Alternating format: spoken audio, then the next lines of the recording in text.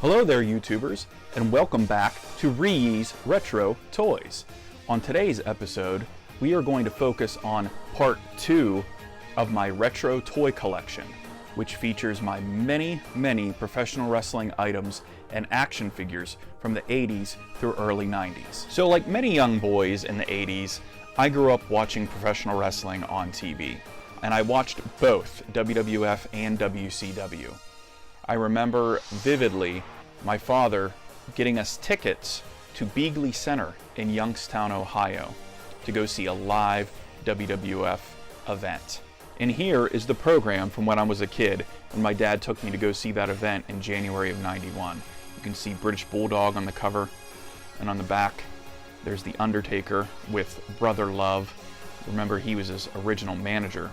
The Undertaker had just premiered a couple months prior in the Survivor Series of 1990. The card was filled with a lot of the stars of the day. I got to see Ultimate Warrior, Sergeant Slaughter, Texas Tornado, The Rockers, Demolition, Tugboat, Undertaker, Nasty Boys, Bushwhackers. It was a great card, and after seeing it live, I was especially hooked. At that point, I was playing with the WWF Hasbro figures. However, I only had a few of them. I remember having Jake the Snake Roberts, the first black-suited $1 Million Man, and then Axe and Smash of Demolition, who came on a single card back then, not the two-pack tag team card. But my fascination with pro wrestling continued even into my early teen years, and that's when my buddies and I started to collect all of the various lines of WWF, WCW, and AWA action figures. We would scour flea markets, yard sales, estate sales, auctions, in hopes to find some sort of wrestling merchandise or action figure. I was still going to live events at that time too. Here's a program from the 1994 Holiday Wish Tour that my buddy and I went to.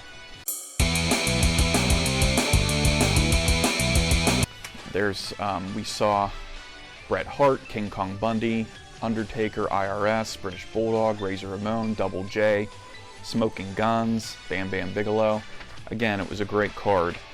Then later on in my teen years, the Monday Night Wars started heating up, and I was one of those guys that was switching back and forth between Raw and Nitro every Monday night just to see what was going on in both federations at that time. A few buddies and myself traveled down to Pittsburgh for the 1998 King of the Ring. And here's the program from the King of the Ring in '98, as well as the insert. Many of you pro wrestling fans will know that this is the King of the Ring where The Undertaker had a Hell in a Cell match with Mankind and actually choke slammed him off of the top of the cage through the announcer's table below.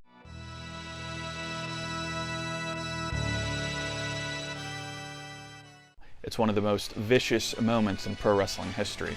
I was very fortunate to see that live.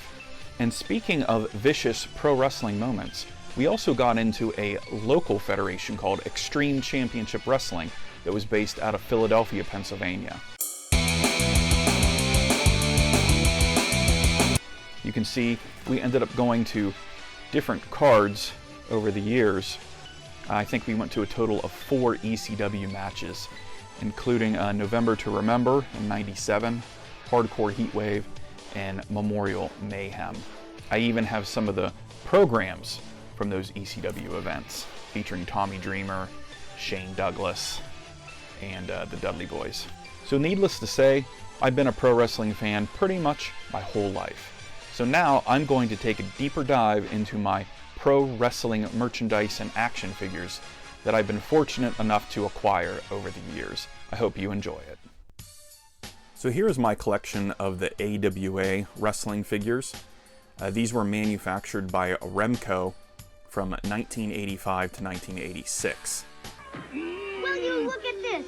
Rick Martel is throwing Steve Kern right out of the ring.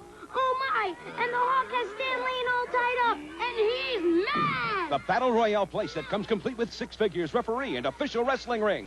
There were 4 different series in this line, with the last one called Matt Mania, released in 1986, and that's considered to be the rarest of this entire series. I don't have a lot of them, but the ones I do I really enjoy. Right here on the left here, these are two of the fabulous Freebirds, Terry Gordy and Buddy Roberts. There's Stan Lane on the right from the Fabulous Ones. There's Rick Martel with the red trunks and black hair.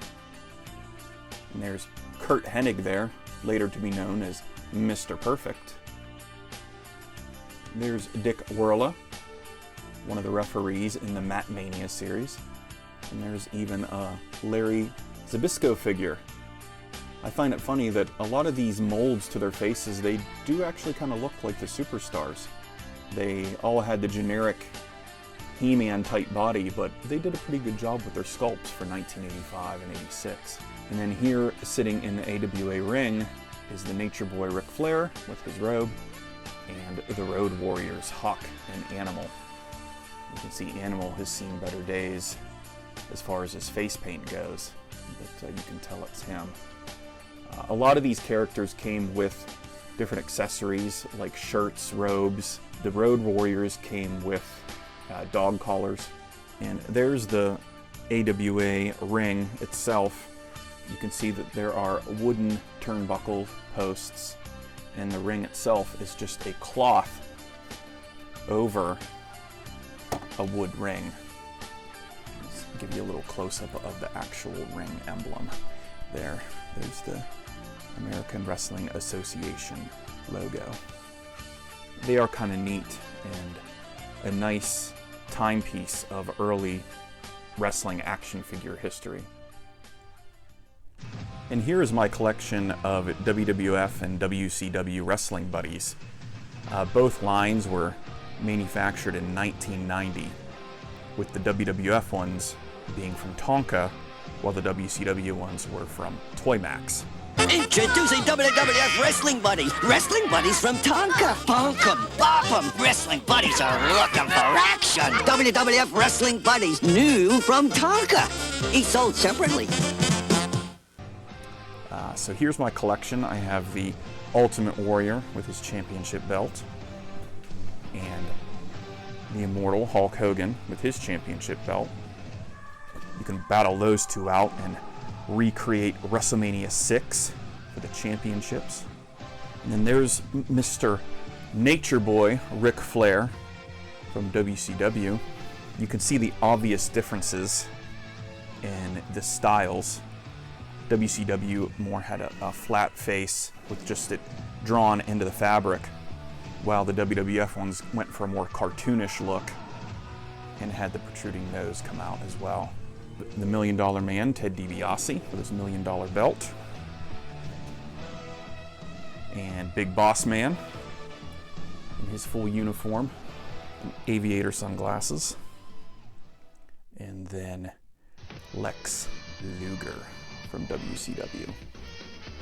They made a few more of the WCW ones, including Sid Vicious and Sting. And then for the WWF ones, they also made the Macho King Randy Savage, Jake the Snake Roberts, and Legion of Doom. And I recently picked up, maybe, I don't know, a year or two ago, this new AJ Styles one, manufactured by Jack's Toys. This was a Toys R Us exclusive, and I picked it up off the shelf on clearance for $7 when they were going out of business. Again, I don't collect a lot of modern wrestling stuff, but AJ is one of my favorites, and this is so old school looking, just with a new character. So I had to pick it up. And I will keep it in the box. And here is my wall of mint on card wrestling action figures and other items. I have many of the WWF Hasbros on the card. They're pretty much in order as far as release date. There's the first Hulk Hogan, Ultimate Warrior, and Jake the Snake. There's Smash of Demolition. Can you believe I found him at a yard sale for $1? The card is beat, but he's still glued to the card, so that's good. Superfly Jimmy Snuka. Here are my tag teams on the card. The Bushwhackers, Butch and Luke, and then Hawk and Animal of Legion of Doom. There's the mini wrestlers that Hasbro released. They're basically just mini molds of the regular sized Hasbro figures on little stands. There's that WCW Sparkle gun that was featured in one of my videos. Sid Justice, Virgil, the third Hulk Hogan, the Hulkaplex, the Warlord, and Skinner. There's the Mountie, Macho Man Randy Savage. That is the third version of him in the line. Jim the Anvil Neidhart. Surprisingly, this is the only one that they made in the Hasbro line. They never made a Hart Foundation one. There's Razor Ramon on the blue card. This is the second version of Razor. The first one is red trunks with a black vest. There is Samu of the Head Shrinkers. There is the extremely rare green card series, Yokozuna. That's the second in the line. There is Scott Steiner, the purple card. The yellow card series, Kamala, the Rocket Owen Hart, and Crush. Owen was always one of my favorite wrestlers. I think he's one of the greatest heels of all time. There's the red cards, the narcissist Lex Luger, Bam Bam Bigelow, and there's the first Yokozuna on the red card. He had the red belt, while the green card had the white belt. Here are the 1990 Galoob figures from WCW, Rick Steiner and Flying Brian Pillman. There is a WWF sliding puzzle of the Ultimate Warrior and a very strange Andre the Giant clip-on from the Wrestling Superstars series. And then we have the LJN Wrestling Superstars Thumb Wrestler 2-packs. Come wrestle anywhere with Hulk in the Iron Sheik. Okay, kids, back to class. Wrestle anywhere with Wrestling Superstars Thumb Wrestlers, new from LJN. I have Ricky the Dragon Steamboat versus Nikolai Volkov, Hillbilly Jim versus Roddy Piper, and then Junkyard Dog versus the Iron Sheik. And then just below them, I have a couple of the 1990 WCW Bendhams on the card. Sid Vicious and Barry Windham. Here is my ode to Hulk Hogan shelf, well, primarily anyway, of various Hulk Hogan items. The only non-Hulk Hogan items on this shelf is the giant Ric Flair figure from Galoob from 1990, and then the talking Ultimate Warrior in the box. I have him on this shelf with the Hulk Hogan talking figure in the box made by Hasbro. This guy in the middle is the giant LJN Hulk Hogan with a cloth shirt. He came with a belt as well, but I do not have the belt. There is the classic LJN Hulk Hogan with his championship belt. There is a white shirt version, a very beat up version of the white shirt Hulk Hogan. I found him for pretty cheap, so that's why I picked him up. He's very expensive if he's in very good shape. There is the Rocky Thunderlips action figure from the Rocky movie. Here are the WCW figures from San Francisco Toys, I believe around '94, when Hulk Hogan jumped ships to WCW, when Jimmy Hart was his manager. Here's a Hulk Hogan cup with dangly legs and other appendages. There's the Hulkamania workout set audio cassette. Yes, everyone was doing the Hulkamania workout back in 1985 and 86. There is a Winston Toys eraser figure. There's the Thumb Wrestler from LJN. You saw the Andre the Giant clip-on. Well, this is the Hulk Hogan clip-on. There's a Hulk Hogan nightlight back there. And a couple of WCW figures. The Hulkster, and then when he went Hollywood with the NWO. There's an old Hulkamania glass mug, and then even some Hulkamania bubble bath. And here are a couple of my old school WWF lunchboxes. Both feature the immortal Hulk Hogan. The one on the left is from 1989, and the one on the right is from 1986, and also features Ricky the Dragon Steamboat and Rowdy Piper. Pretty unique there, as it's the early version of Hulk Hogan in his blue trunks before he took on his famous yellow and red attire. Something that is also cool about these is that both of them have their thermoses, and they are in pretty good shape. How can you be an 80s collector and not own a couple of these awesome lunchboxes? On the top shelf of this cabinet, I have my WWF thumb wrestlers, as well as my WCW Galoob figures. You can see the Steiners and Doom back there, Ron Simmons and Butch Reed. Check out the toughest tag team around, the Steiner brothers. These WCW action figures are just as tough and as mean as we are. The WCW wrestlers each sold separately from Galoob. I dare anybody to take us on. Sid Vicious. There is a European painted Sting with the pinkish orange tights. There's Ric Flair, Arn Anderson, AA.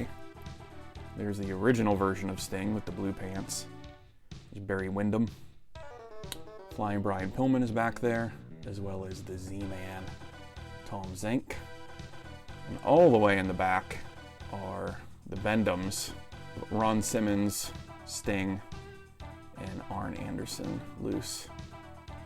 The Galoob line ran from, I think, 1990 to 91.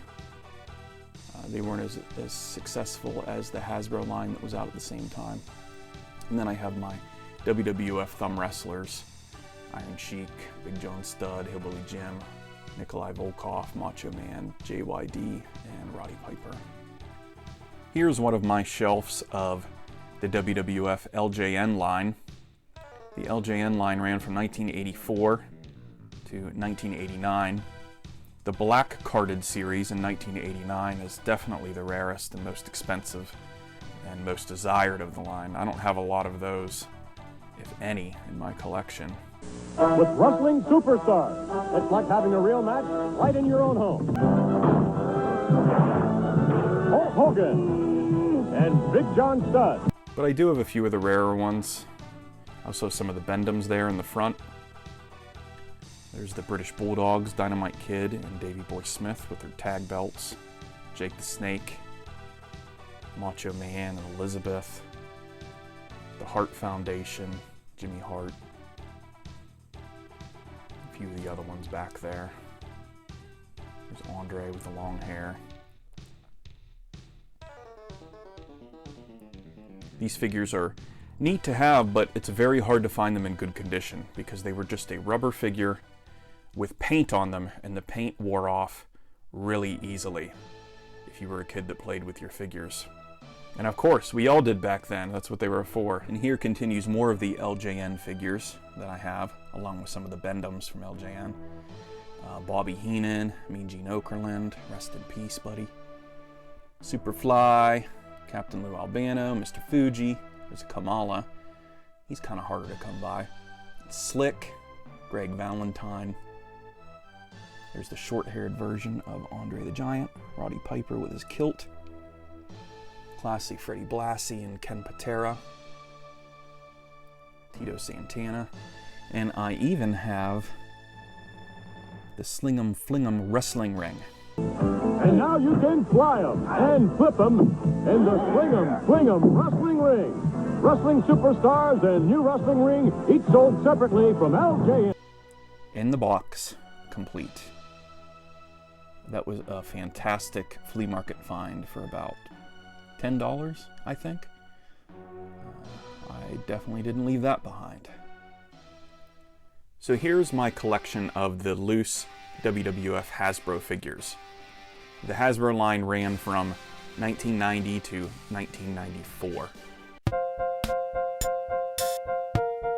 And featured a lot of the great old school wrestlers from the era of when I was a kid.